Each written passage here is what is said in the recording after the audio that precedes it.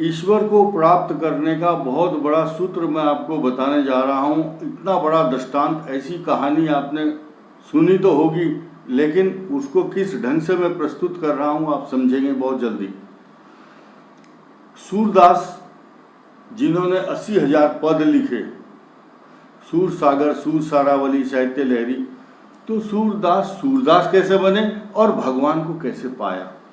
सूरदास बड़े यंग, बड़े सुंदर थे, ब्राह्मण के पुत्र थे, नदी पार करके चले जाते थे कहीं भी। एक दिन वो भिक्षा याचना करने के लिए जब किसी एक बहुत बड़े सेठ के घर गए, तो उसकी जो स्त्री थी, परम सुंदरी स्त्री, जब उनके लिए भिक्षा का सामान लेने के लिए, भिक्षा देने के लिए आई, तो सूरदास देखते ही रह गए उसकी तरफ। भीख में जो सामान देती वो देना तो भूल गए, लेना भूल गए, और उसकी तरफ देखते, एक टक देखते रह गए। उस स्त्री का पति जो है पीछे से देख रहा था कि ये स्थिति मेरे घर में हो रही है, मेरी स्त्री की तरफ ऐसे ये आदमी, युवक देख रहा है। भला बुरा कहा, सूरदास को डांटा और 2-3 डंडे मार करके घर से भगा दिया। अपमानित होकर के सूरदास ने सोचा कि ये जो अपमान हुआ मेरा, किसकी वजह से हुआ है। आंखों की वजह से हुआ, आंखों की गलती है ये। बस थोड़ी दूर गया, तकवा होता है जिससे चरखा काटते हैं तो उसके ऊपर वो सूत लिपटता है, वो बड़ा नुकीला होता है। वो 2 तकवे लेकर आंख में डाल दिया और अंदर कर दिया, पूरी आंखें फूट गई, आंखें खराब हो गई और खून बहने लगा, अंधा हो गया सूरदास। अब भगवान कैसे मिले। चलते चलते अंधा होकर के कुएं में गिर गया। कुएं में गिरने के बाद सोचा, इससे बड़ा विपत्ति का समय संसार में मेरे ऊपर कोई नहीं आया आज तक। भगवान कृष्ण के बारे में मैंने सुना है कि वो संकट में अपने भक्तों की रक्षा करते हैं, सहायता करते हैं। द्रौपदी का जब चीरहरण हो रहा था, उसने पुकारा, भगवान वहीं आ गए। तो उनको स्मरण करता हूँ, याद करता हूँ, हे भगवान, हे कृष्ण, अगर आप सच्चे हैं और इस संसार में हैं तो मेरी पीड़ा को हरो, मेरा दुख दूर करो, मुझे इस कुएं से निकालो। भगवान के कान में आवाज गई कि भक्त पुकार रहा है। बहुत लंबा सा हाथ करके, भगवान के हाथ बहुत लंबे हैं, पकड़ा और कुएं से बाहर कर दिया। सूरदास जो अंधा होता है उसका IQ लेवल बहुत तेज होता है।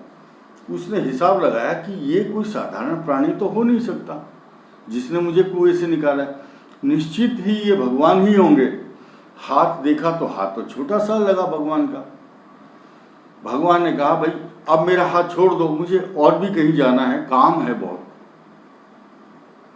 सूरदास जी ने क्या कहा कि प्रभु मैं समझ गया आप ही भगवान हो, आपने ही मुझे इस संकट से निकाला है।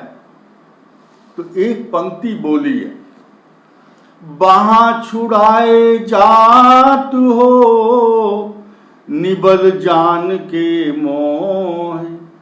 मुझे निर्बल जान करके, कमजोर समझ के बाहाँ छुड़ाए जा रहे हो, लेकिन मैं आपको चुनौती देता हूं, हे कृष्ण, निबल जान के मोह, हृदय से जब जाओगे सबल में जानो तो। मैं आपको बलवान जब समझूंगा, मेरे हृदय से निकल करके दिखाओ।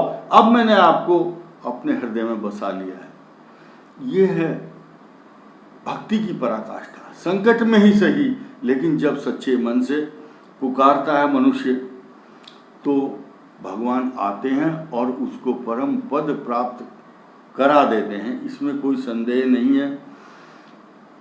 सूरदास जी कहते हैं कि इस सुंदर, परम सुंदर स्त्री के मैं आसक्त होने के बाद मुझे वो स्त्री तो प्राप्त नहीं हुई, लेकिन उसकी स्त्री के माध्यम से मैंने भगवान को पा लिया। ये मेरा जीवन सार्थक हो गया, धन्य हो गया।